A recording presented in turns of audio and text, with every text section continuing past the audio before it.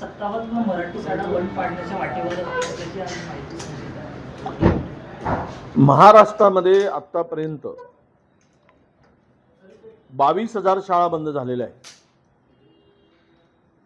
आणि जवळपास महाराष्ट्रामध्ये 4,000 शाळांमध्ये शिक्षकच नाही. आता आज एकही शिक्षक नाही 4,000 शाळांमध्ये.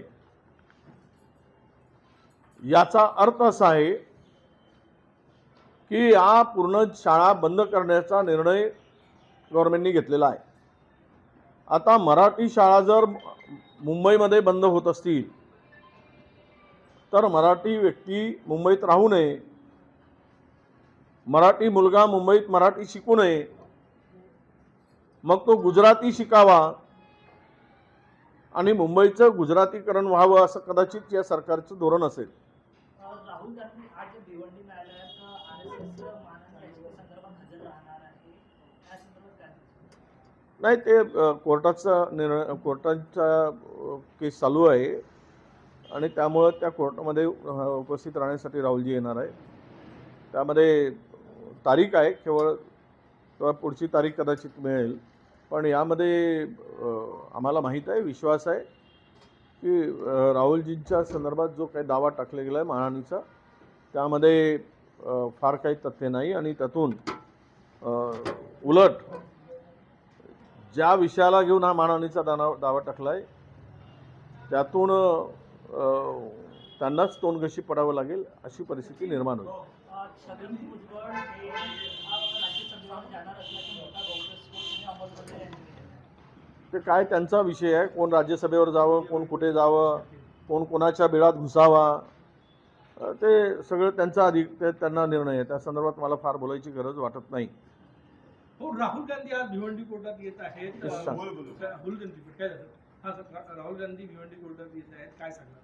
नाही, मी सांगितलं ना आता बोलताना म्हणालो की राहुल गांधींच्यावर जे काही मानहानीचा दावा टाकला गेला तो अत्यंत त्याला उत्तर राहुलजी देतात. राहुलजीवर केसेस टाकून त्यांना धमकवण्याचा, घाबरवण्याचा प्रयत्न सातत्यानं RSS भाजपा यांचा सुरू आहे. परंतु राहुल गांधी काही घाबरणारे नाही आहेत. उलट पंतप्रधानांनाच पार्लमेंटमधून पळ काढावं लागलं त्यांना घाबरून. आता या देशाचे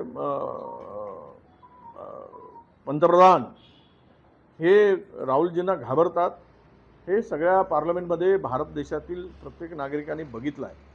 त्यामुळे अशा केसेस विशेष टाकून मानहानी करून त्यांना घाबरून कोणी पाहत असेल तर ते अशांना मला वाटतं भीक घालणार नाही. काल हायकमांड सोबत काँग्रेसची बैठक झाली. अशी चर्चा आहे की तुम्ही माफी मागितली हायकमांडची. काय वास्तविकता काय आहे? काय हे सगळं बकवास आहे. बैठक झाली, बैठकीत विषय नाही, चर्चाही नाही चंद्रपूरची, नाही आलं कुठून? हा असा बकवासपणा कुठून करतात? आणि मी कशाला माफी मागू? माझी काय चूक आहे माफी मागायला? म्हटलं हे काही कुठून आणतात? हे कोणाचं तरी पेरलेलं होऊ शकते. काही आमचे हितशत्रू आहेत, त्या हितशत्रूंनी अशी अफवा पसरवली असेल. मी कुठेही माझं चुकलंच नाही तर माफी मागायचा प्रश्न नाही. आणि चंद्रपूरची चर्चा काल त्यावर नव्हतीच, चर्चाच नव्हती, मुळात तो विषयही नव्हता.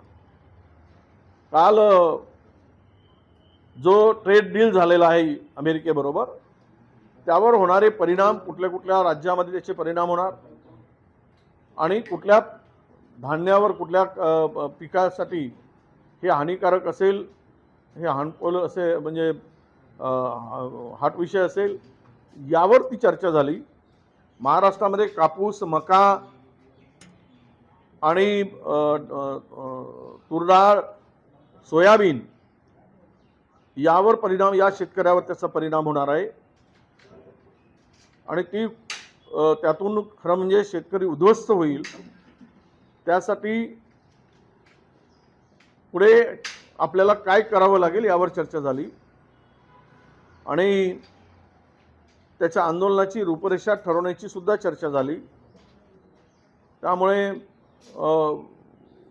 चंद्रपूरचा विषय तिथे मुळात नव्हताच, कुठेही अशी चर्चा झालेली नाही.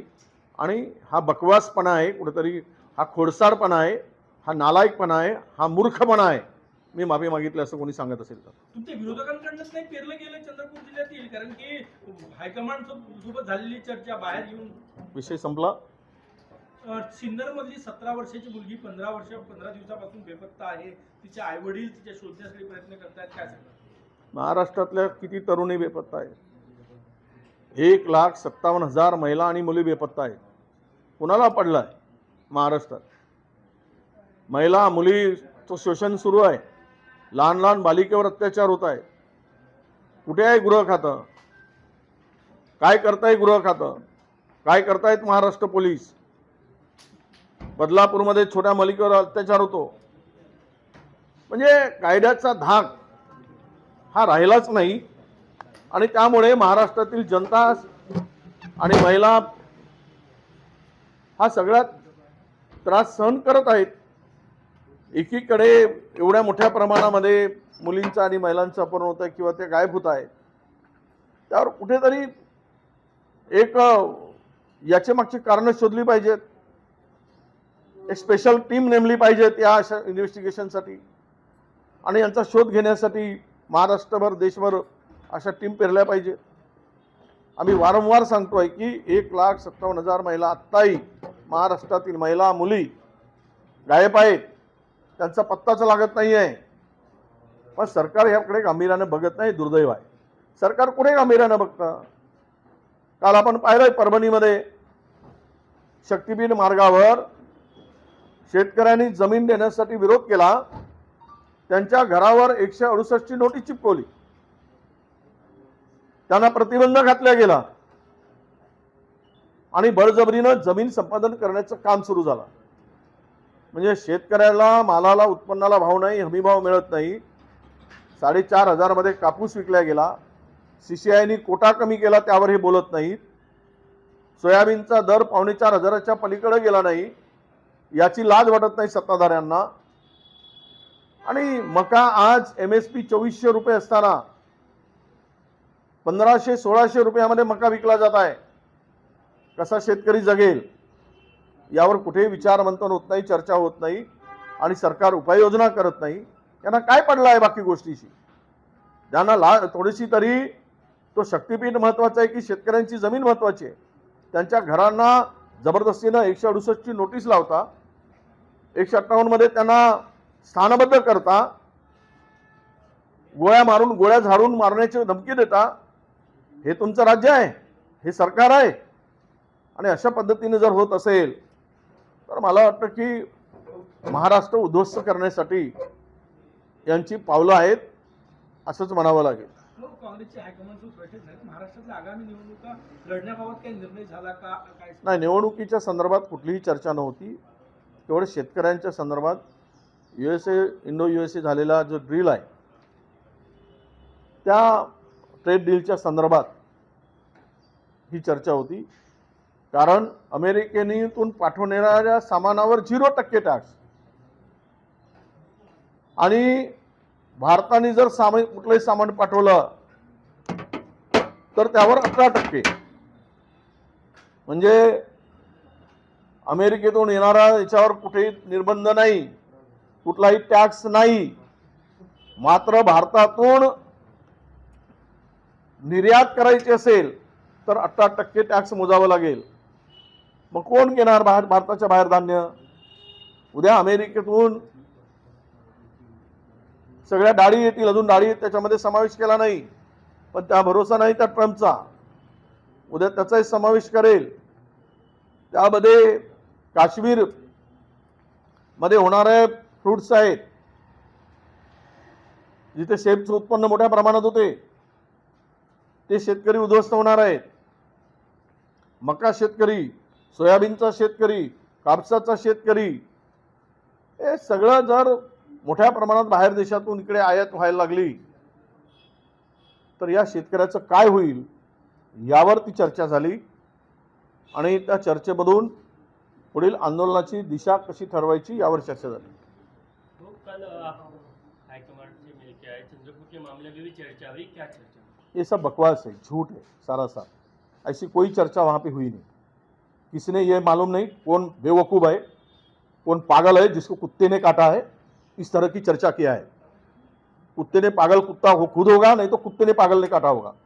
इसलिए इस तरह की चर्चा करते हैं, जहां पे इस विषय को लेकर कोई बात ही नहीं हुई और इस तरह की बेबुनियाद बात करके गुमराह करना, ये पागल लोगों के लक्षण है, ऐसा मैं समझता हूँ। आपके खिलाफ एक नेगेटिव सेट हो रहा है चंद्रपुर को लेकर, ऐसा लग रहा है आपको? नहीं, मुझे नहीं लगता, वो जनता को मालूम है। ऐसा कहा जाए तो कि आपने माफी भी मांगी? अरे मैं बोल दिया, इश्यू नहीं है, विषय नहीं है, वहाँ पे हुआ ही नहीं, बेबुनियाद बात है, उसमें कोई तथ्य ही नहीं है, लेना देना ही नहीं है। और मुझे माफी मांगने का क्या जरूरत है? मैंने कौन सी गलती किया है? कोई फुकटे आके वहां पे बताएंगे, और जहां पे अपने खुद के गांव में हारते हैं वो नेता बताता है, नगर परिषद हारने वाला वो बताता है अपनी गांव की नगर परिषद गवाता है और कहता है कि वहां पे समीक्षा होनी चाहिए। वो नेता का नाम सबको मालूम है। हो आशिष शेलारकडून जे आहे ते कोल्हापूरमध्ये कव्वाली महोत्सवाचे जे आहे ते आयोजन करण्यात आलेलं आहे। भाजपचे मंत्री आशिष शेलार यांच्याकडून कोल्हापूर येथे जे आहे ते कव्वाली महोत्सवाचं आयोजन करण्यात आलेलं आहे। हे बघा, ते काहीही करतील तरी ते हिंदुत्ववादी, ते धर्मांतर करतील तरी हिंदुत्ववादी, आणि दुसऱ्यांनी जर शब्दच काढला तर त्यांना मात्र देशद्रोही। त्यामुळे ते कव्वाली करू देत, काय करू देत, त्यांच्या सोयीनुसार ते करत आहेत। त्यामुळे यांना काही धर्माबिर्माचा काही संबंध नाही है। मुंह में राम और बगल में छुरी लेकर घूमने वाली ये औलाद है, ऐसा मैं समझता हूँ। अंबादास दानवे यांची सुरक्षा काढण्यात आलेली आहे, कसं बघताय याकडे? बायकोच जी सुरक्षा होती अंबादास दानवे यांच्याकडे, ती सुरक्षा जी आहे ते गृह विभागाने काढलेली आहे। तो गृह विभागाचा विषय आहे, मी त्यावर अधिक बोलणार नाही, पण ते विरोधी पक्षनेते राहिलेले आहेत विधान परिषदेचे आणि शिवसेनेचे मोठे नेते आहेत। अशा वेळेस ती अशी सुरक्षा काढणं योग्य आहे का? आणि विरोधकांची जिथे राहुल गांधींची एसपीजीची सुरक्षा काढली, त्यांना धमकी देणारे कोण हे जगजाहीर झालेलं आहे। उडवून टाकायची, गोळ्या झाडण्याची, 25 खासदारांना मारून टाकण्याची, तरी त्यांची सुरक्षा विधा होते। यावरून विरोधकांना संपवून टाकणं, विरोधकांना खतमच करणं हा एजेंडा आहे सत्ताधाऱ्यांचा, हे सिद्ध आहे। हो, 12वीचे पेपर फुटले, नागपूरमध्ये एक गुन्हा देखील दाखल झालेला आहे। किती गंभीर विषय वाटतो? काल बीडमध्ये पालमध्ये 10वीच्या परीक्षा केंद्रावर पालमध्ये विद्यार्थ्यांना बसवण्यात आलं। अरे जिथे पेपर लिकेजचा काय विषय, जिथे परीक्षेचे पेपर लिकेज होत आहेत, 10वी 12वीचं काय धरताय? नोकऱ्या विषय केवढा गोंधळ झालेला होता तुम्हाला माहीत आहे। आणि अशा प्रकारे जर या पारदर्शकपणे निवडणूक आपल्या परीक्षा होत नसतील, इथे मोठ्या प्रमाणामध्ये सर्रास गुन्हे दाखल होत आहेत, पकडलं जात आहेत, मग सरकार या काय करतंय? शिक्षण विभाग या परीक्षा पूर्णतः स्वच्छ काळच्यामध्ये होण्यासाठी एवढी मोठी यंत्रणा लागते ती उभी केली पाहिजे आणि ते केलं पाहिजे।